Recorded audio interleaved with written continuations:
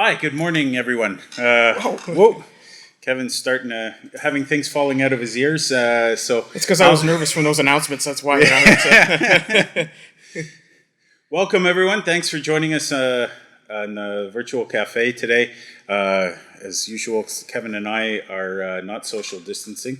We live in the same household. Does that mean I get to poke you this time? Sure, yeah. There we go. There we go. Don't ever do that again.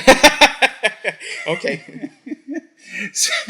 I can't believe I got the date wrong for my internship supervisor's ordination date. So hey, June 9th versus June 19th. It is June 19th. You're lucky that I also turned 50 and I have no memory, so I won't remember that come evaluation time. No, exactly. Yes, it's actually next week. I need to talk to you anyway. But well, folks, today we're so happy for you to join us with our virtual cafe. We've got a special guest this morning. We've got Souki joining us all the way from. Which part of Montreal are you from, Souki? Can we see Souki yet? Yeah, I think we can, yes. Awesome, there we go. Hi, Hi, friend. Souki. Good to see you. Hello. All right, you're, Nice well, to meet you. Souki, I thank you so much for joining us. I know we had a few issues before that with technical issues, but they seem to be resolved somehow during the Mass, so Holy Spirit works, right? And and prayer. So thank you so much for joining us this morning, and could you tell us maybe a little bit as we start off a bit about yourself? Sure. So I will give you the short answer when it comes to my family background because we're pretty mixed culturally, which I'm really grateful for.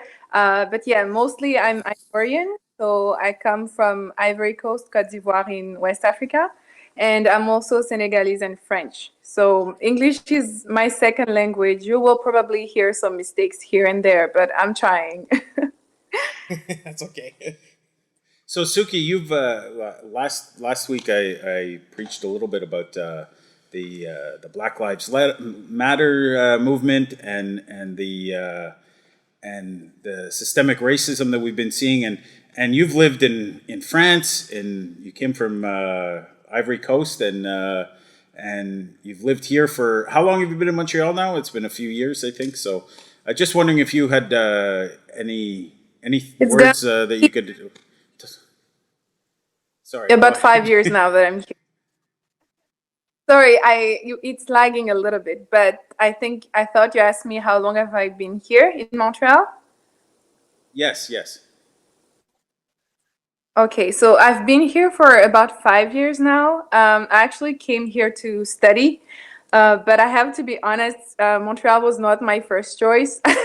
I wanted to go to the US at the time because, well, back in the days, it was as the dreamland, and a lot of my friends were actually going to the US.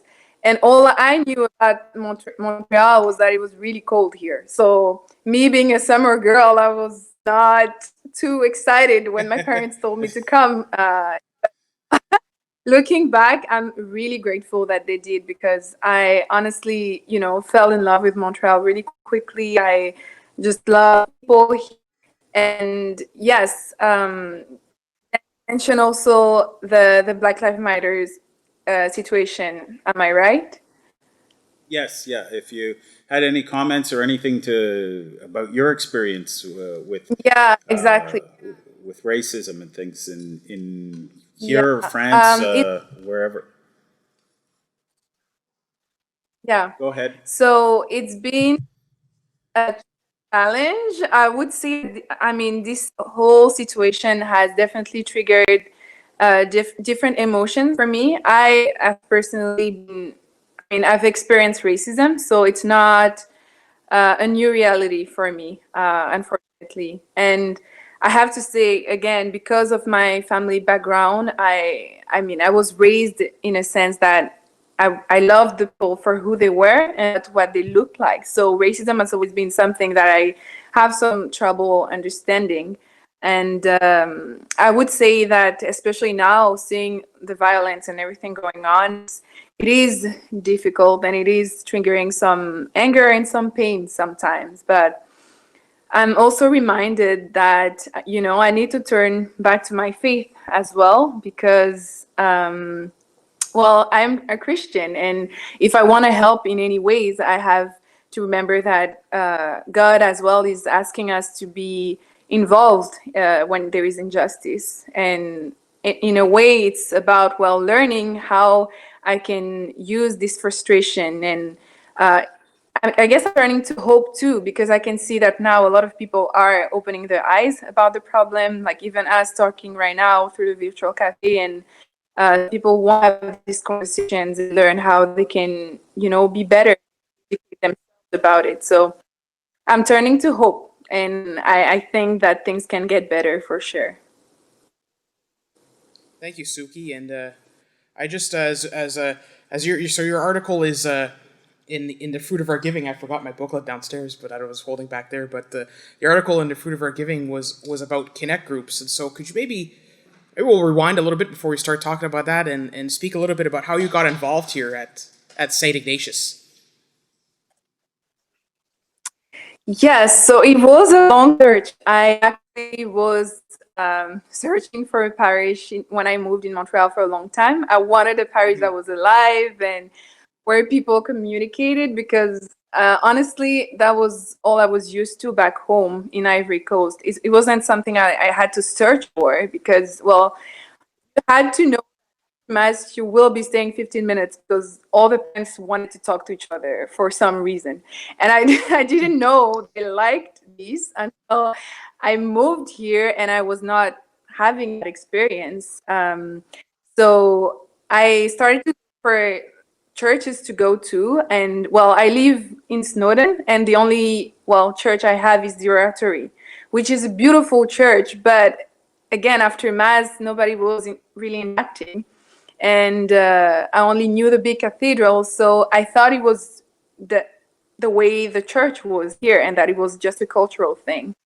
It's only, the funny thing is, only when I went to a retreat, not even in Montreal, but in Victoriasville, that there they told me, no, but there are some communities with people interacting, and some parishes where people talk. And I was like, okay, let me just do some research when I go back to Montreal.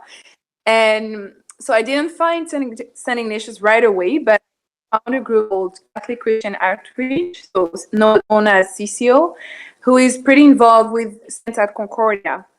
And when I started to be involved there with the face studies and everything, well, I saw that a lot of people had their parishes, their own parish. And a few of the events actually were happening at St. Ignatius. So that's how I discovered the parish. I loved how it looked from outside. Like, the actual building was very strange, but in a good way, I guess. And the priest was actually giving homilies, which I know now to be Father Mike, but it was strange for me because I was actually enjoying much more time at Mass, and he was saying some jokes here and there, and I could actually relate to everything that was being said. And I think the thing that did it for me was just the kids and the families, to see that many kids go to the altar and bring the Our Father. And then the music ministry was like the icing on the cake for me, because music is a way I really connect to God. And I don't just felt right once I found St. Ignatius. Yeah. Awesome. Maybe you could speak to us a little bit about, like, you've gotten involved in a lot of things here at St. Ignatius, so we could tell you love being here. So could you maybe list a few things you're involved with? Yeah, that's another thing. I started with, I think the first thing I was involved with was Revive, the retreat. I was starting as a participant, and then one of the leaders.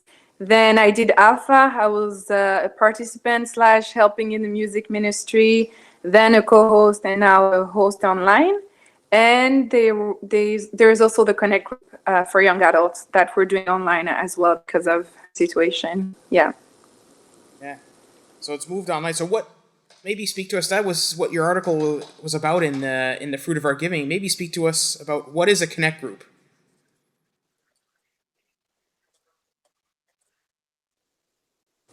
Suki, you can hear us?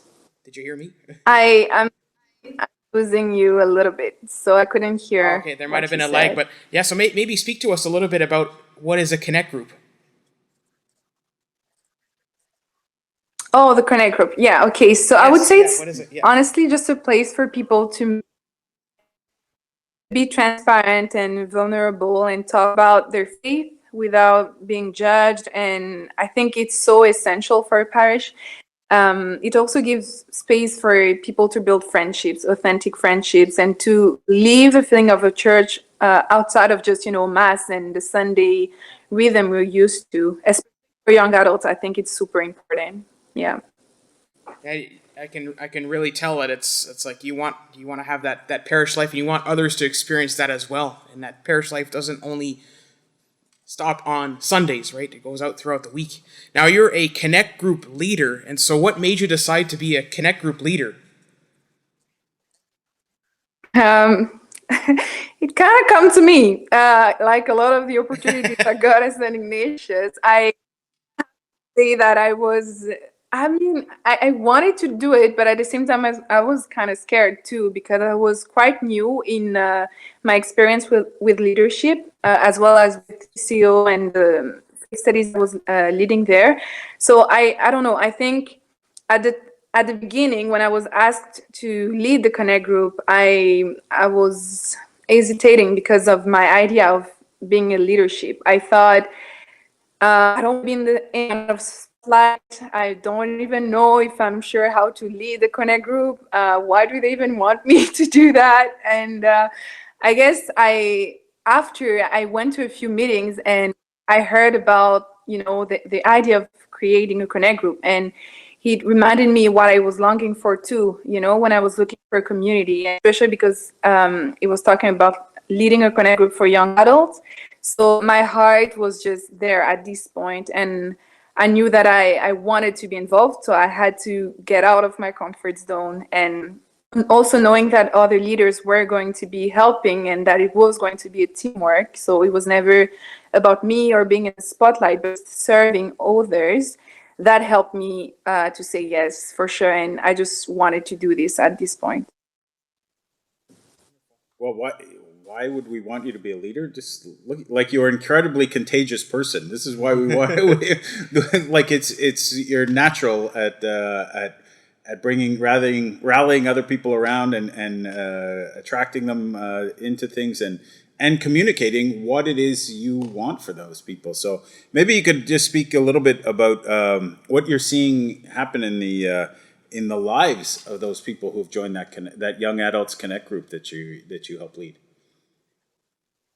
Yeah, so I would say that despite, the COVID situation and the fact that we had to go online and everything, a lot of members actually sticked around and kept coming to the meeting we're having even online. And with them, it's amazing to see how they are up and being vulnerable and sharing about serious topics. Also, some started to lead some of the roles to help us organize the meeting. So by giving a testimony or just leading the prayers or the icebreakers, and some others started to invite their friends. So it is growing, and it's beautiful to see. So I hope it keeps continuing that way, and we keep inviting people, because that's the other thing too. We want to keep the Connect group open. It shouldn't be a closed group. The goal is really to keep inviting people and building together. So yes, I really hope the members keep growing that way and keep taking on more roles. So who knows, they can become leaders as well. It would be amazing to see them involved in the parish. And I know that for me, yes, I was scared at the beginning, but now I can see so many good things coming out of it, like great friendships. It helped me in my own, studies and my own relationships and stuff. So I think it would be amazing to see the members go through that transformation as well. I love how you just brought back the perspective of the rest of your life, how you're growing in your Connect group is affecting the rest of your life. It affects how you lead in your career, like in your school and in university. You're still in university, right? So that I love, in that it's not just something that happens with my church friends and then that's it. It's actually transforming the rest of your life, the rest of the areas of your life for the better. And I would just want to ask, maybe, what is your hope, Suki, for your Connect group members?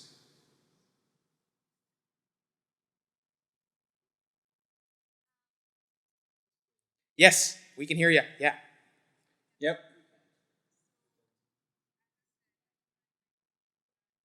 Oh, hold, Suki. Apparently, we can hear you, but nobody else can. is, what we're, is what we're hearing right now. So, okay. I don't know if there's a.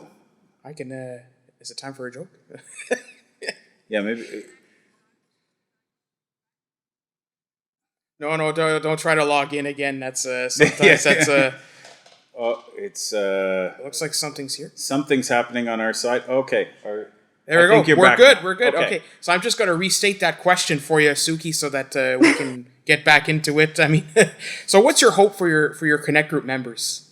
Yeah, so as I mentioned a little bit before, I really want them to develop a sense of belonging, not only to the Connect group itself, but to the parish, and to take on even more roles so that they can, lead a Connect group themselves, and who knows, take on other roles in the church, and that would be super helpful for all the other goals they have for themselves. So that would be my hope for them for sure.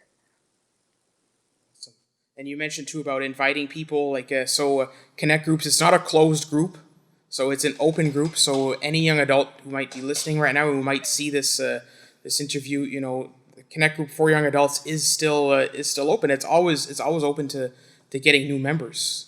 So the way in which you would do that, just go to our website stig.ca, and there's an area or a tab that has Connect groups.